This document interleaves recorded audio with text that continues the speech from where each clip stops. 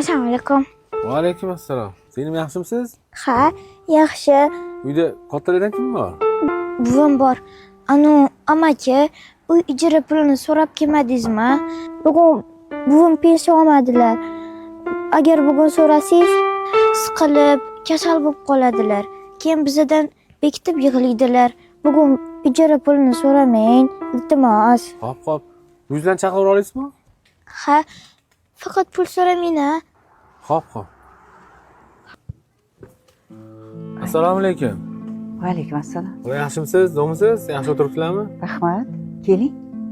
Men anchadan beri safarda bo'lib, ustozimdan xabar ololmadim. Chunki ustozimdan xabar olib ketib keluvdim. Ustozingiz kimligini bilmayman, bolam. Men anchadan beri bu yerda yetim nabiralarim bilan ijarada turamiz. Qarang, ustozim borib ko'rib duolarini olaman dedim.